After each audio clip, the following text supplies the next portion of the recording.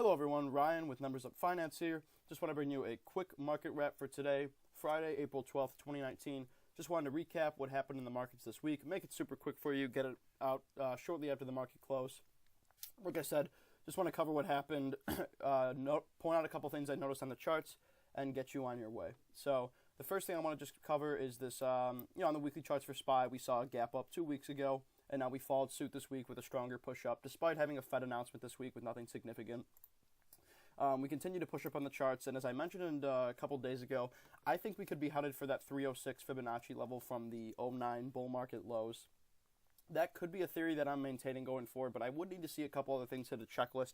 I won't get into that longer-term picture today, but the one thing I do want to mention is this tapering volume on SPY. Now, we've mentioned this a couple times on our channel, and it's becoming more and more, I'd say, alarming going forward. And this is going to be the biggest downfall for the bulls in the short term, is this tapering volume.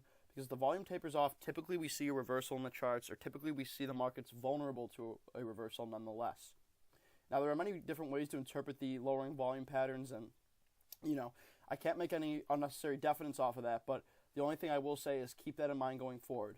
It is easy to get caught on the wrong side of this market if the volume is low enough to be reversed without much resistance. But that being said, we have put these heavy resistance marks in the rearview mirror, and we are pushing forward nonetheless. Next week is a pretty pivotal week to see if we go test those October highs. And if we test those October highs, I guarantee, or not guarantee, but I can highly guess that we would see a potential reversal or reaction nonetheless at that point. We might see a similar sideways trading pattern forming at 293 that we saw, or 294 that we saw forming at 282 a couple weeks ago.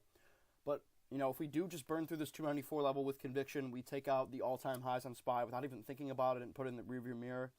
By all means, I would highly see a possibility of going to test that 306 level that I mentioned before. So keep an eye out for that. Keep an eye on the weekly charts because, again, the biggest thing is our weekly close, and we have a weekly close in the green, well above last week's weekly close. So just keep that in mind. Bulls definitely take this week without any doubt.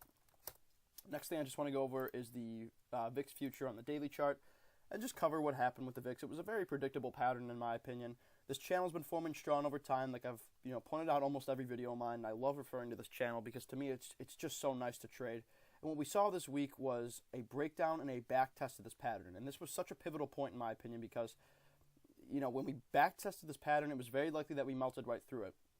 However, were you to short the VIX, or long the market rather, you'd have a very, very nice trade setup here, and this is exactly how it played out. You could have set a stop above this channel line. You could have set a target at this support line, which was the previous low for the VIX. And mind you, we had a little correction off of that. So here's what I see. VIX obviously performs opposite to the market, which means that if the VIX goes up, the market goes down and vice versa. The VIX right now is at an incredibly strong support level over time. It's been tested about once, twice, 3 times, 4 times, 5 times, and now a 6th time. Is it possible that on the daily charts we get a reversal? Absolutely. But if we start to break trend here and we start to undercut this low on the VIX future, by all means, like I said, we could go and test that 306 high.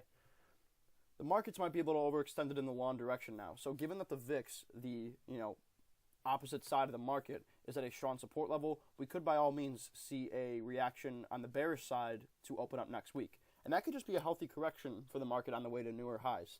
So keep that in mind here. But for anyone watching this VIX channel this week, you could see that we got a back test, and you could very easily tell that, not easily tell, but you could by all means see that a back test was forming, that a potential downside was coming. If you played that, you were happy because you were on the right side of the chart there. And, by all means, keep an eye on this channel, keep an eye on the support level here, and we'll see what it is going forward. The last thing I just want to point out is ticker symbol TLT on the daily charts. This is the longer-term Treasury bonds. So again, very similar to the way the VIX moves. It moves essentially the opposite of the market. When the market's going up, the Treasury bonds are going down. And now, this makes sense because longer-term investors will flood the Treasury bonds when the market outlook over the near term looks bleak. Longer-term Treasuries obviously pose a safer bet in the long run if the markets do not look stable. The markets are looking a little more stable right now, so that's why the treasuries have fallen. But what we did a couple weeks ago is we pushed through this incredibly strong resistance level.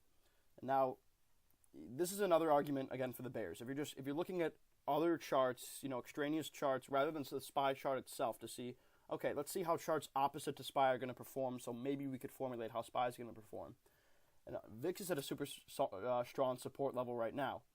TLT gapped up a couple weeks ago, and we filled the gap. We tried to rally back, but now we just rallied down. But what are we doing now? Well, we're testing an incredibly strong support level as well, because, again, old resistance becomes new support. So what does that mean? Well, if the VIX is testing a super strong support level and TLT is testing a super strong support level, we could be overdue for a slight pullback.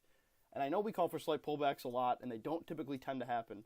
We're in a very a very tough point in the market right now where a lot of pullbacks haven't happened. The market's been incredibly resilient, and many people will agree with that statement that the market's been incredibly resilient.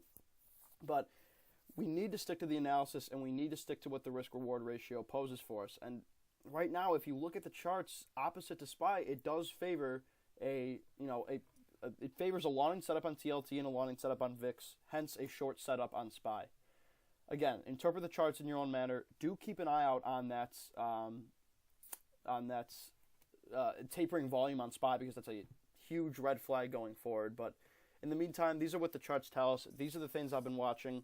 I'm very excited to see how SPY forms next week, if we're going to go test those October highs, or if we're going to start seeing a little bit of a pullback. But if we don't actually test those October highs at any point soon, we could just be seeing we could just be fighting ultimately that next wave down, which I believe that from a fundamental economic standpoint, we are still overdue for. Again, let's stick to it day by day. Let's see how next week opens. That was everything to cover from this week, in my opinion. I'll keep it pretty brief today. There are a few other things I could go over, but I want to save those for next week and see how the charts play out. So that's what I've wanted to cover today. So thank you for tuning in. Make sure to get your numbers up, and thank you so much for watching. If you have any criticisms, any comments, anything for us at all as a new channel, we would greatly appreciate it.